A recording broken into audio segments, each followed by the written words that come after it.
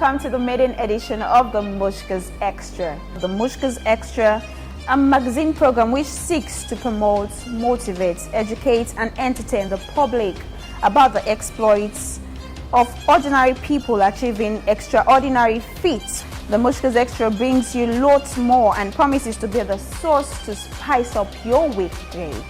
I am Mariam Mushka.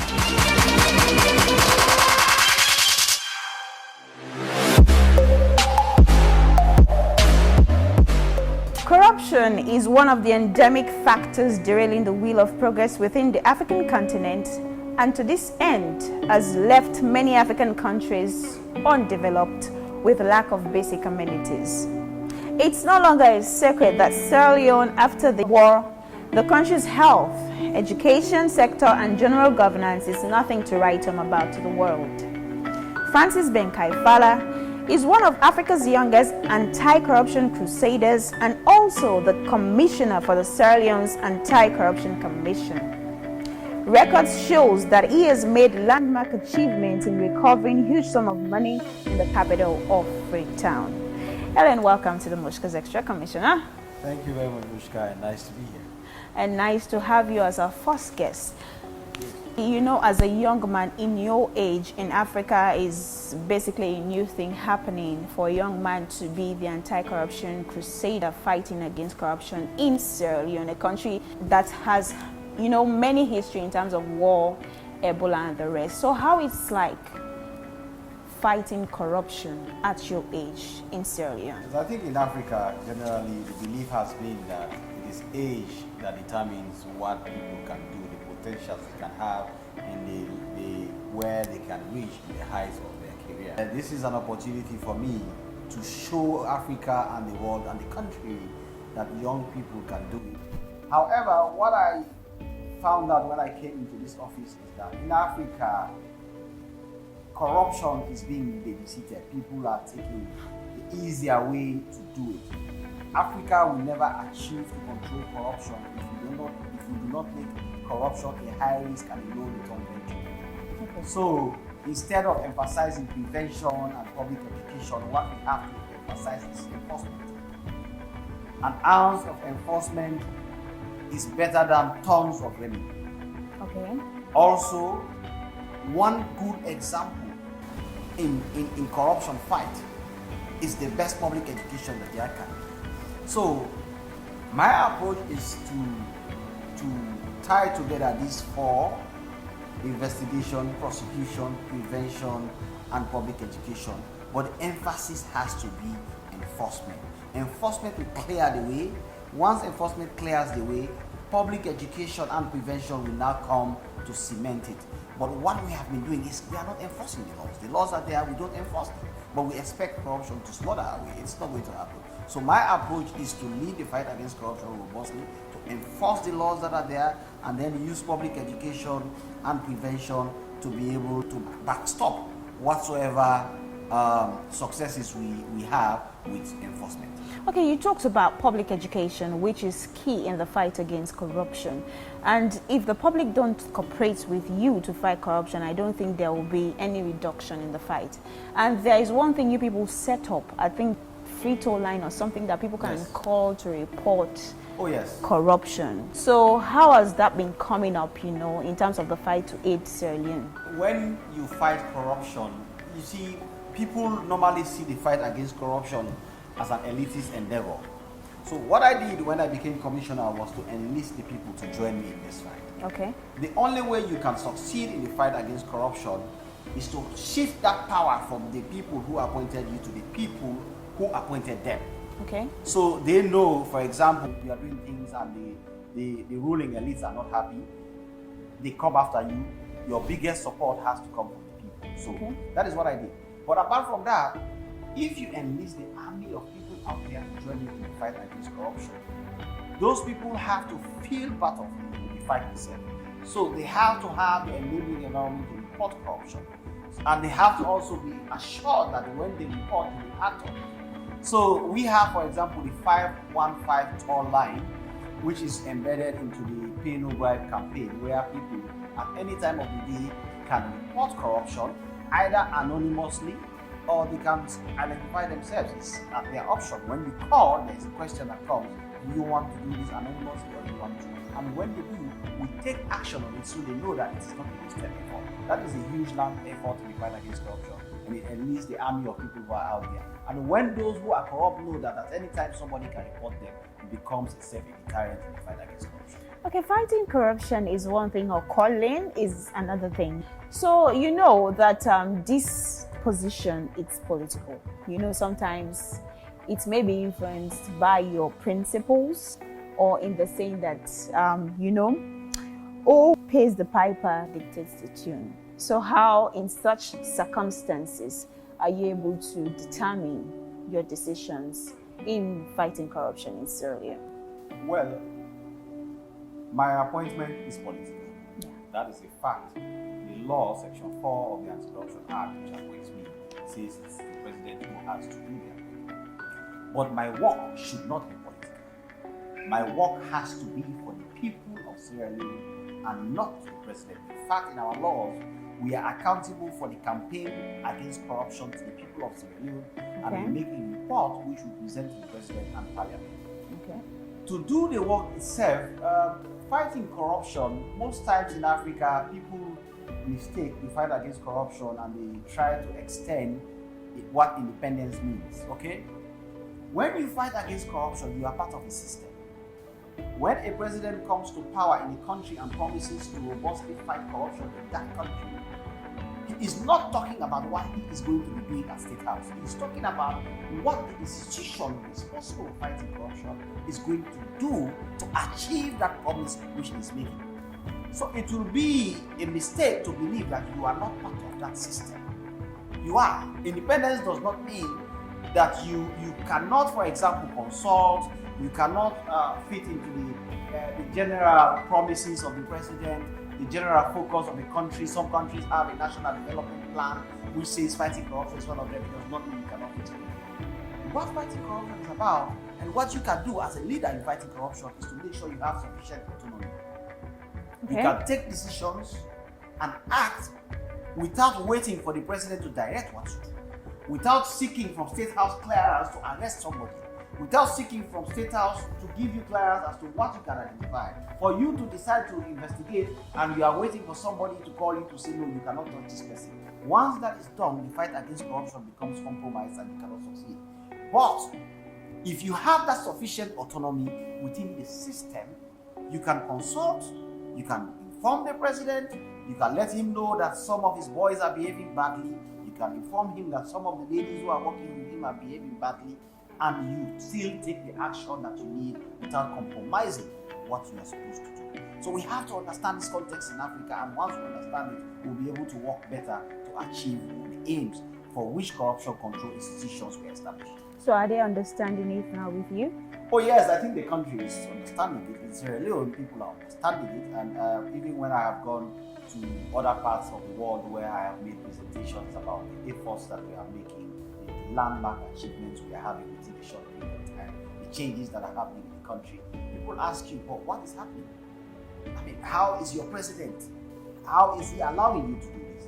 How are the political class taking what you are doing? I said it because of the way I am approaching it. If you come there and you say, no, I am not working with you, that is, you are setting yourself up for failure. But if you say we are all part of the system, we have our responsibilities. My responsibility is to make sure we fight and control corruption. Let nobody cross the line, but let us work together. We can have conferences, we can have discussions. If you want me to explain concepts about corruption to you, you can explain it. But when somebody crosses the line, it is my role to make sure I take action against it and I take it. They understand it, the people understand it, and there is no undue expectation on anybody. So you talked about progresses that you have made in fighting corruption. So what are those progresses or those achievements? Well, Maria, as you know, at the time I became commissioner of Sierra Leone, for example, let's look at it from this point. Fighting corruption, there are people who assess to determine whether you are doing it right or not doing it right. There are indexes, international indexes, Transparency International, MCC Control of Corruption, we have Afrobarometer. These are all people who you don't have control over. They are basically the ones who look at you and grade you. Okay. At the time when I became commissioner, Sierra Leone, for example, in the MCC Control of Corruption scorecard, Sierra Leone was failing at 49%. Today, we are as high as 71%. We are one of the top performers in Africa. We are likely going towards the 81 percentile in Sierra Leone. That is huge. It's a huge difference. Imagine just 1 year ago, we were 49. Okay? But apart from that, in Transparency International, in Africa generally, several countries could not even perform well. They performed badly, like they dropped in their scorecard. Okay. We moved from 130 to 128, which is like a huge difference. But we have 131 countries in the world who are moving backwards. Okay. So it means we are doing well. Afrobarometer, for example, 19% of the citizens were the only ones who believed that the country was fighting corruption, who believed that the government was forcing to fight against corruption. Okay. Today, that has moved up to 66%. Okay? And several scorecards are reacting. Afrobarometer also sets us to the same high standard. So it means this international benchmark are showing that we are doing well. But apart from that, conviction rate has shot up exponentially. We have almost a 100% conviction rate. Before, we used to have 4 or 5 convictions a year. Now we are having as high as 20 to 25 convictions a year. That is huge. But most importantly, the fight against corruption was not bringing back assets. So somebody steals 1 billion euros, he is found guilty, he is fined probably 30 million euros, which is pittance. He spends a few years, 1 or 2 or 3 years in prison, he comes out and enjoys the loot. Now what we are doing is to go after that loot and get it back from them and put it back into the system to provide social services for them. So within 1 year, we have been able to recover almost $2 million. And that has been handed over to the president to build hospitals for the people of Sierra Leone. We have also recovered houses. I know you know when we have been doing these campaigns, there are over 35 to 60 houses that are currently under investigation. And we have started handing over houses, vehicles to the people of Sierra Leone. So these are tangible results that are coming from the fight against corruption. That was a specific portion you talked about, something that you're holding people back for the monies they have been used, you understand, to give back to the country. That social critics believe that it's a reach-off to political members from the former government, calling them back to order, bringing everything for them to account of their achievements or their properties or their wealth they have acquired in the last government or something like that. One thing that happened is, remember, I became commissioner after there was a political transition. A new government came into power, and that new government called on me to serve as commissioner. So naturally, at that time, some offices were not occupied by people who belong to the old system. We are still in those offices. So basically what I'm saying is that within that first 1 year, it is natural that what you do has to touch and concern people who belong to the old regime and system. But as you know, we have moved away from that a long time ago. I remember some people in the Ministry of Information in this current government stole money that was meant for sensitization of the Commission of Inquiry. They were identified, arrested, and tried summarily, and all of them were sentenced to 3 years imprisonment without a fine. Where were they tried? Is it a court? In court of law, yes. Okay. And they were found guilty. 2 weeks. It took 2 weeks because we needed to set an example within this system. But since then, we have had trial of the former head of the Sierra Leone Maritime Administration, who is paying back 800 million euros, which she wrongly took out of the resources of the country. She and her accountant and other people, those belong to the current system. Recently, we had issues surrounding the state chief of protocol in the current administration, who, of course, that's a recent case. We swiftly have invited her, and she's being investigated. There are many other investigations which we are doing. Some of them we do not roll out until we have sufficient evidence. The bottom line is, at that time, when I came into office, it was a transition. You have to go into the past. But the mandate to fight corruption in Sierra Leone is not only limited to the past, it's for past, present, and future corruption, and that is what we are doing. And Commissioner, can you tell Africans the total sum of money that you have recovered so far in the fight against corruption, and what those monies are going to be used for? Now, when I became commissioner, I had to slightly shift the way we approach fighting corruption. Okay. It was too court-led. Everything was going to court. So we decided, no, we should employ a strategy called non-conviction-based asset recovery, where we can go after the assets and recover them and use them. In the process of non-conviction-based asset recovery, we recovered houses, we recovered vehicles, we recovered money. In terms of monetary value, within 1 year, we were able to recover about $2 million United States dollars, which is about 18 billion. Okay. Now, that money in total, which we recover in 1 year, is more than every amount that had been recovered by the Commission in 18 years of its existence in the past. So in 1 year, we did what was almost unthinkable. That money, the agreement we have as a commission with the president of Sierra Leone is that that money is not going to go back into the consolidated revenue fund and become again subsumed into everyday expenditure. We are going to use it to build a state-of-the-art hospital for diagnosis. Before now, when people get sick, and even up to now, they have to go to Ghana, Nigeria, some have to go to Germany, the US, for advanced diagnosis for cancer, dialysis, and other things. Now we are going to use that money to build a state-of-the-art hospital to provide advanced medical care for the people of Sierra Leone. The idea behind it is this: corruption kills, corruption destroys lives. We are building a state-of-the-art hospital for that to give life back to the people of Sierra Leone, so that for generations to come, it can be pointed at in the country as something tangible that was done from the fight against corruption. And the money has already been ring-fenced in the Bank of Sierra Leone. The drawings have been done, the land has been identified, and advanced technical arrangements are now being done for the starting of the construction of that hospital.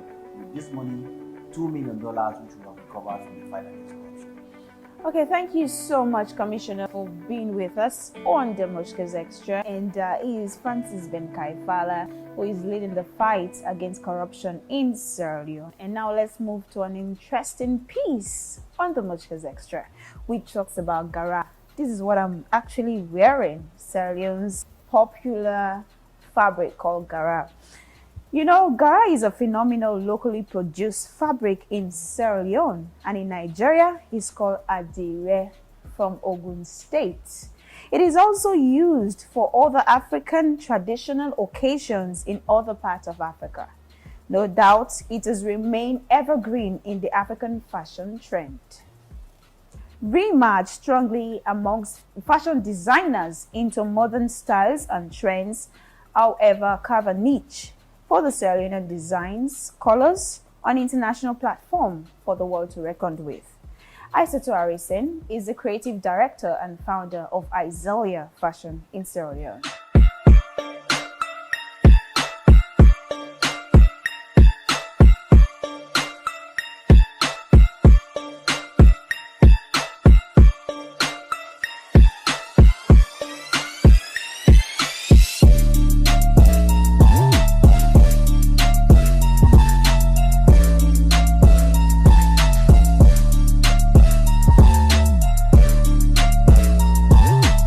Hi, my name is Aissatou Harrison. I am the founder and creative director of brand Izelia.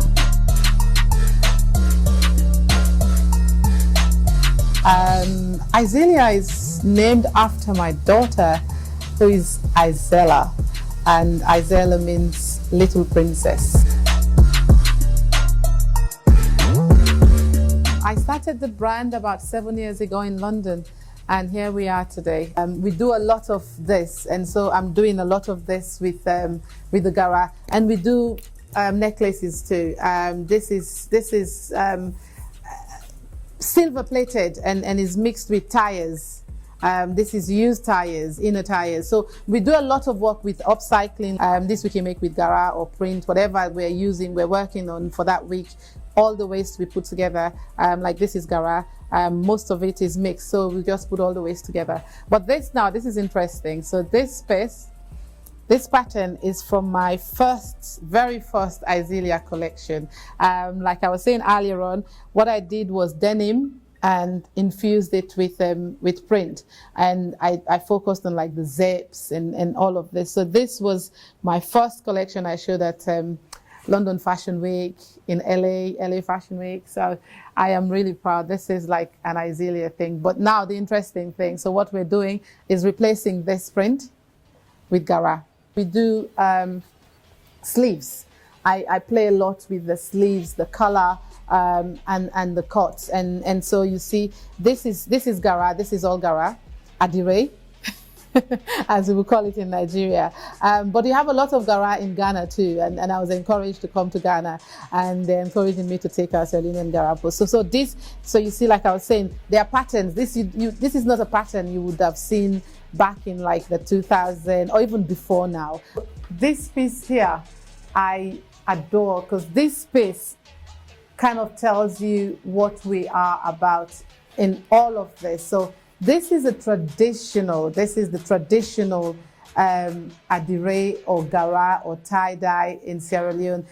My grandmother did this kind of style in the 50s, 60s, 70s. We call it Kawiai Nasalon. But now, so what I've done with this, we've added like a modern twist to it. So we're using the traditional style, traditional pattern, and now done it into a modern look. And see, I was telling you earlier on about, emphasizing on the neckline, and this is typical Isilia. This, you walk down the street with it in Freetown and they know that's an Isilia piece. And so these are the kind of things that we're trying to do, so that you see us and you know, oh, that's Isilia. And when you walk out of an Isilia showroom, you know you've come shopping, and you're getting like unique Gara pieces.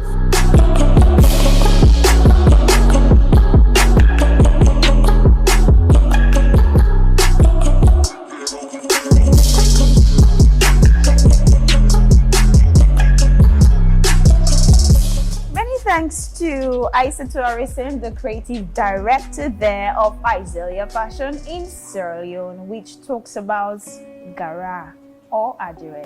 So, Commissioner, have you had something of that? That's what I'm putting on now. You understand?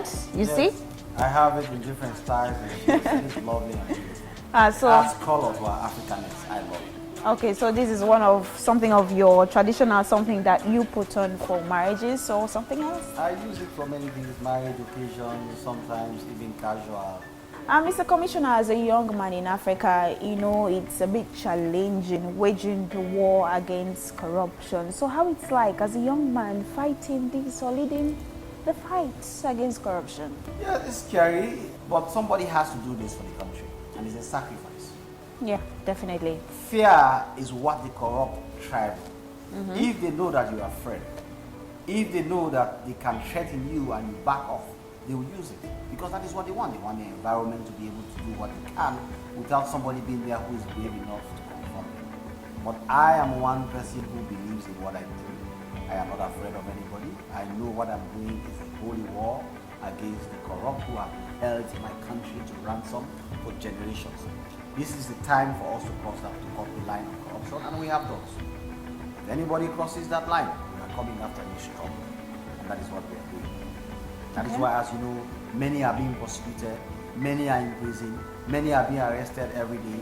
We are going after their money, we are going after their houses, we are trying to get their loot and bring it back to the They cannot stop us, and they cannot make us to be afraid of them. When you talk about houses, like, are you going to come for my house?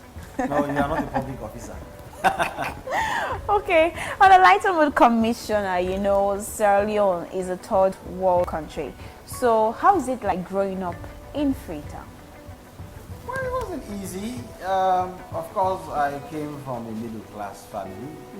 We were not extremely poor, but definitely we struggled with the everyday things that people struggled about. There are times when I used to go to school without lunch. There are times when I didn't have the basics of life, and I used to admire other people have them. And there are times when I was mostly hungry for most of the day. So these are all things that we struggle. What were your hopes and aspirations to see how best you can get to this point today?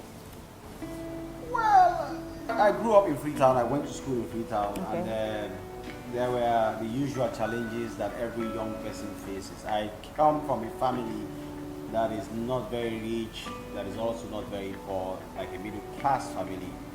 But I face the challenges that every Sierra Leonean faces. For example, there are times when I would go to school hungry, I wouldn't have lunch. We could also have issues with healthcare. Okay. It wasn't easy. It was a challenge which I surmounted by making sure I focus on my education to get to where I am today. Okay. But Commissioner, there is another thing, you know. You spend most of your time or your weekdays chasing alleged corrupt public officials. So how do you spend your leisure? Well, it's a balance, really. Life is about a balance. I know fighting corruption is Herculean. I mean, Okay. it takes a lot of my time, it takes a lot of my energy, and sometimes you don't even have time for yourself and your loved one. But in between, I try to do things that are fun.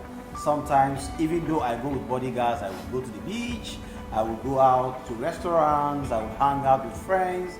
And for selected people who I am close enough to, we could have parties and fun together. Okay. So it's not always about fighting corruption, it's not always tense. I cannot do interactions like I used to before when I was just an ordinary lawyer. So it's a different kind of lifestyle, but I'm trying to fit into it and it's going very well. Okay, Commissioner, thank you, and continue to be part of this Mushka's Extra. It's time to get yummy, you know, with a local snack from Sierra Leone called cassava bread. In Sierra Leone, it's pronounced cassava bread, actually made from cassava flakes. So let's join Kathy's Kitchen for more on this.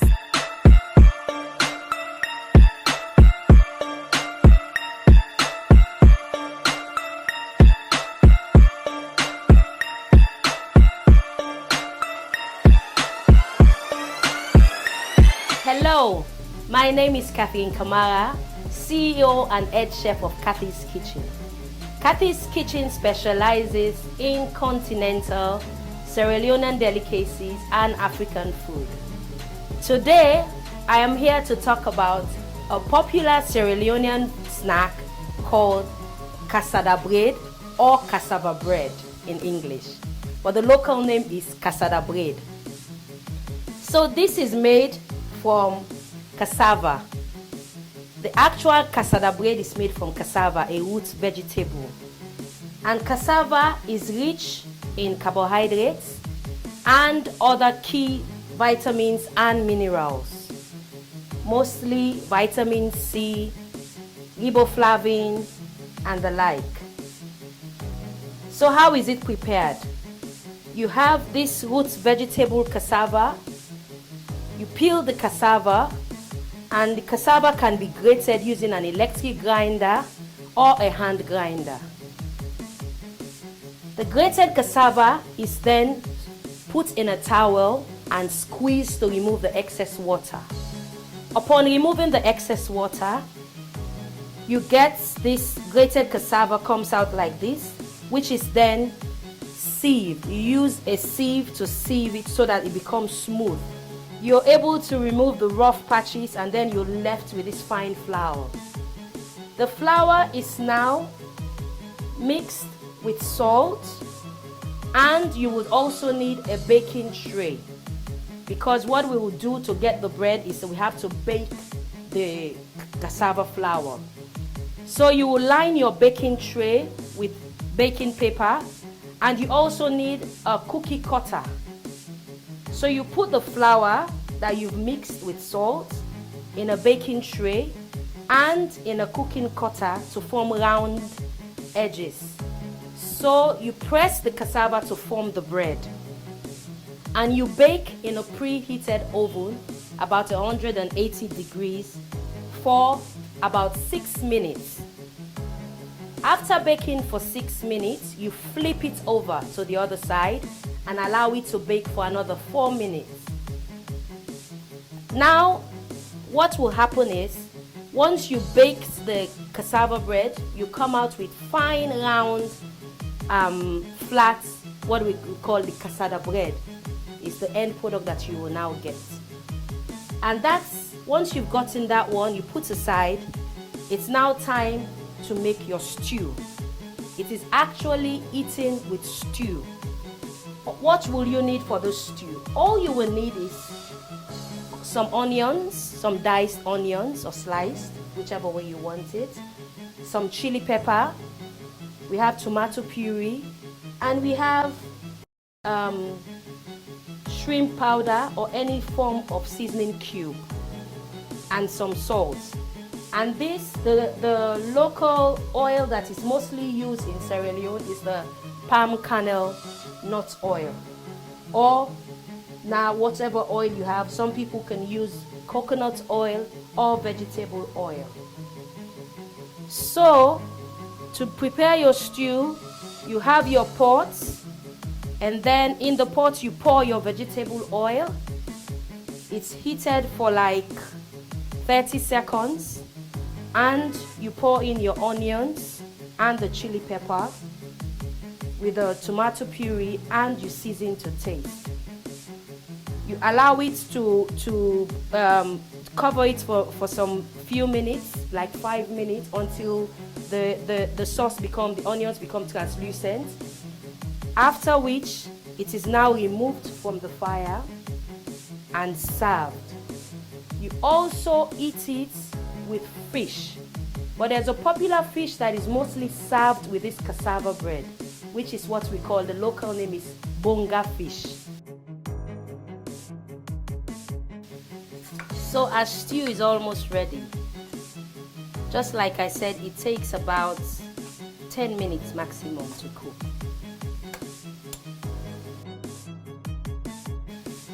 So we serve our stew.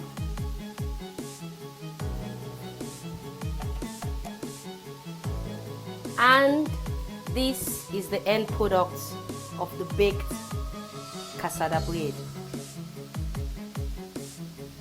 So how do we eat this?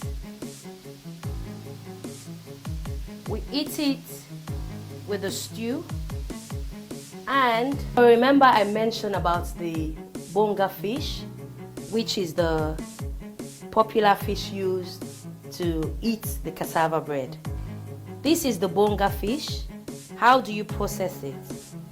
You clean the fresh bonga fish and season with salt or seasoning powder and deep fried in vegetable oil. So this is the end product. This is our bonga fish, and this is our cassava bread, and we have a stew. So the entire snack is ready to be eaten. This tastes so good. Now our cassava bread with stew and fish is ready, and it smells so good, and I'm sure it tastes so good.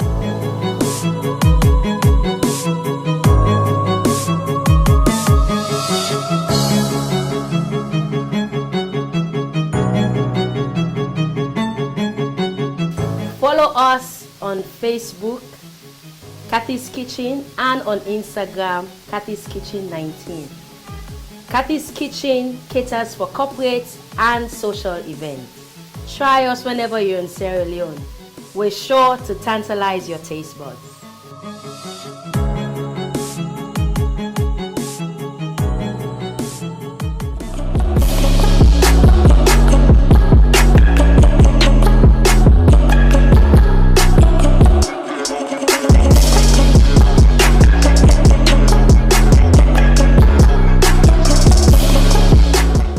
Thanks there to Catherine Kamara for showing us how to prepare the local snack in Sierra Leone called cassava bread. It's actually made, from cassava flakes. And Commissioner, have you had that to school? Because I understand some parents actually gives. Really? So tell us about it. Well, it's not very expensive, that's one thing, and it makes you get full easier. So we used to go for it like it was the rush at lunchtime for us to have enough of it. There's this oil they put into it and you wrap it up nicely. Really nice. It makes me remember those days when I was at the grammar school, and this was one of the big things. Very nice. I'm really going to have a taste of the cassava bread before leaving Freetown. Okay, Mr. Commissioner, before we round off the show, what's going to be your message to young Africans and African leaders watching us? My message to young Africans is this. the population of the continent, 60% is made up of young people. If we do things right on the continent, we stand to benefit more than any other person. Because all things being equal, we will live longer on the continent. Okay. Young people have to be ready to take up the challenge, to first of all, challenge those stereotypes that have been there that young people cannot deliver, and we deliver. So some of us who have had the opportunities of occupying positions of trust have to do our best to change the narratives about young people. Above all, as young people, we have to rethink, remake, and reinvent Africa for the good of all of us. Because it's only when we do that that Africa will be the force that it should be in the world, and all of us can enjoy it without having to do temple runs to die on that continent. This is where we are born, this is where we are made, this is where we are supposed to live with prosperity and love for all of us. Okay, indeed, the remake, rethink, reinvent Africa for the betterment of us all.